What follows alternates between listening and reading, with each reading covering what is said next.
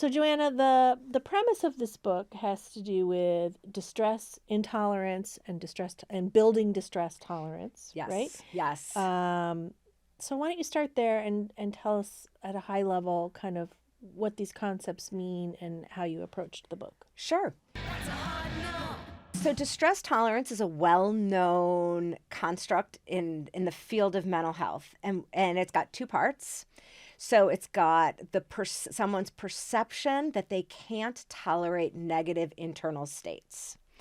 And then the behavioral part, where the person will then avoid or try to get rid of those negative internal states. And by internal states, it's, those feelings that we don't like. Mm-hmm.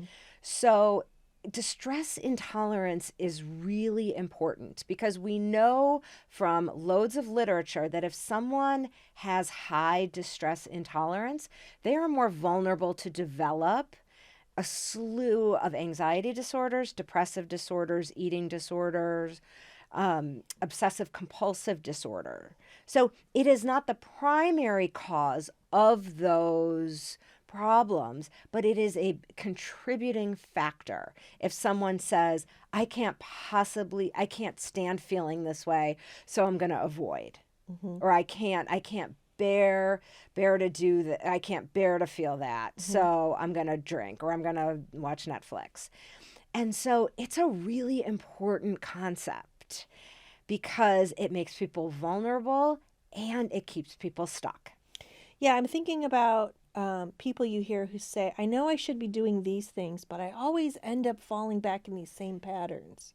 I'm always making these bad choices. I'm always dating these terrible guys, or I always end up eating the junk food. Like it could be. I mean, and something else that we talk about in the book is, or I talk about in the book, is the function of what drives the function of what drives the behavior.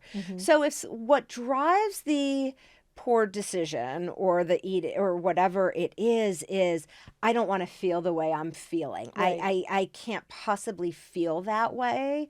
I can't work this through is too an painful. urge. This is too hard. It's too hard. I don't like feeling bored. I don't know what to do with myself. And so I'm going to do XYZ.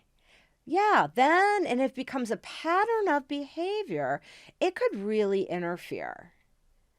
Distress intolerance is not, sure, there may be an instance where like, oh yeah, I'm just intolerant. Like I don't want to feel upset and so I'm going to do this. That wouldn't be what we call clinical distress intolerance. But I'm writing this because I want people to be aware of this, because I want people to be aware of patterns that may be happening in their lives, and A, noticing the patterns, B, starting to think about what is driving that. What is the function of my avoiding? What am I trying? Am I avoiding something? Do I think I can't handle something? And then maybe they have a name for it, and then have a process that they can feel like they can work through difficult feelings and emotions. Yeah. To build that distress tolerance muscle. Yeah. And instead of worrying, why am I feeling this way? Acknowledge I'm feeling this way. I'm feeling this way.